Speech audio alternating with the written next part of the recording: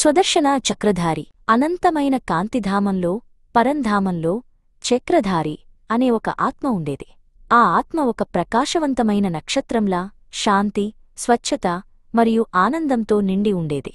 ఒకరోజు ఆ ఆత్మ ఈ విశాలమైన ప్రపంచ వేదికపై ఒక గొప్ప నాటకంలో తన పాత్రను పోషించడానికి తన ప్రయాణాన్ని ప్రారంభించాలని నిర్ణయించుకుంది. చక్రధారి ప్రపంచ వేదికపైకి దిగివచ్చాడు. అది స్వర్ణయుగంలో సత్యయుగం ఉంది. అతను తన మొదటి అందమైన దైవిక శరీరాన్ని ధరించాడు. ప్రపంచం ఒక స్వర్గంలా ఉంది. ప్రతి ఒక్కరూ దేవతలే, పూర్తి సామరస్యం, శాంతి మరియు శ్రేయస్సుతో జీవిస్తున్నారు. చక్రధారి ఒక దేవుడు, ఒక దేవత. ప్రయాణం రజతయుగంలోకి త్రేతాయుగం కొనసాగింది. ప్రపంచం ఇంకా అందంగానే ఉంది, కాని ప్రకాశవంతమైన బంగారం మెత్తని వెండిరంగులోకి మారింది. ఆత్మశక్తి కొద్దిగా తగ్గింది. 16 కళల నుండి 14 కళలకు చేరింది. చక్రధారి ఇప్పుడు ఒక రాజరిక వ్యక్తి, ఇంకా సంతోషకరమైన జీవితాన్ని గడుపుతున్నాడు. కాని సంపూర్ణ పరిపూర్ణత యొక్క జ్ఞాపకం మసకబారడం ప్రారంభమైంది. నాటకం తదుపరి అంకంలోకి ప్రవేశించింది. ద్వాపరయుగం. చక్రధారి తన నిజస్వరూపాన్ని మరచిపోయాడు. తను ధరించిన శరీరమే తానని నమ్మడం ప్రారంభించాడు.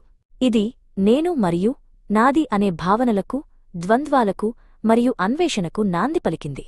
తను కోల్పోయిన శాంతి కోసం వెతుకుతూ ఒకప్పుడు తనే అయిన దేవతలను పూజించడానికి ఆలయాలు నిర్మించడం ప్రారంభించాడు. ఇప్పుడు కలియుగం. ప్రపంచ వేదిక చీకటిగా ఉంది. ఆత్మ యొక్క కాంతి చక్రధారి కామం, క్రోధం, లోభం, మోహం మరియు అహంకారమనే వికారాల దుమ్ముతో దాదాపు పూర్తిగా కప్పబడిపోయింది. అతను దారి తప్పి, అలసిపోయి, దుఃఖంతో నిండి, చీకటిలో తడబడుతూ ఒక మార్గదర్శి కోసం పిలుస్తున్నాడు. అత్యంత చీకటి సమయంలో ఒక కొత్త ఉదయం ఉదయించింది. ఇది సంగమయుగం, కలియుగం ముగింపుకు మరియు కొత్త స్వర్ణయుగం ప్రారంభానికి మధ్య ఉన్న చిన్న శుభప్రదమైన యుగం. ఒక సర్వోన్నత దైవిక కాంతి, పరంజ్యోతి అయిన పరమాత్మ పరంధామం నుండి అవతరించారు. ఆయనే శాశ్వతమైన తండ్రి, గురువు మరియు మార్గదర్శి.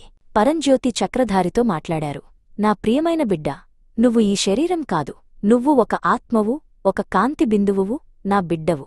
నువ్వు ఒకప్పుడు స్వచ్ఛమైన దేవతవు. నీ నిజ స్వరూపాన్ని మరియు నీ సుదీర్ఘ ప్రయాణాన్ని గుర్తుచేసుకో. ఆయన చక్రధారికి ప్రపంచ చక్రం యొక్క జ్ఞానాన్ని ఇచ్చారు. ఈ జ్ఞానమే సుదర్శన చక్రం. చక్రధారి ఈ జ్ఞానచక్రాన్ని తన మనస్సులో తిప్పడం ప్రారంభించాడు. అతను తన సొంత కథను చూశాడు. స్వర్ణయుగంలో తన దైవిక రూపం, రజతయుగంలో తన రాజరిక రూపం, ద్వాపరయుగంలో తన అన్వేషణ మరియు కలియుగంలో తన దుఃఖం. చక్రధారి తన నిజస్వరూపాన్ని గుర్తుచేసుకుని తన మనస్సును పరమపిత పరంజ్యోతితో అనుసంధానించినప్పుడు ఒక శక్తివంతమైన పరివర్తన ప్రారంభమవుతుంది.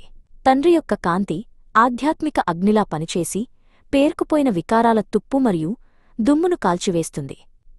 ఇదే యోగాగ్ని.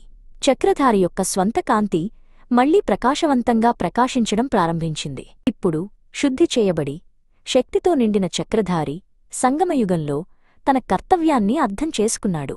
ఈ దైవిక జ్ఞానాన్ని మరియు కాంతిని ఇతర ఆత్మలతో పంచుకుంటూ విశ్వసేవకుడిగా మారడం. ఈ చక్రాన్ని గుర్తుచేసుకోవడం ద్వారా అతను చక్రానికి అధిపతి అవుతాడు. రాబోయే స్వర్ణయుగంలో తన ప్రయాణాన్ని కొత్తగా ప్రారంభించడానికి సిద్ధంగా ఉన్నాడు. ఈ స్మృతే నిజమైన సుదర్శన చక్ర ధ్యానం.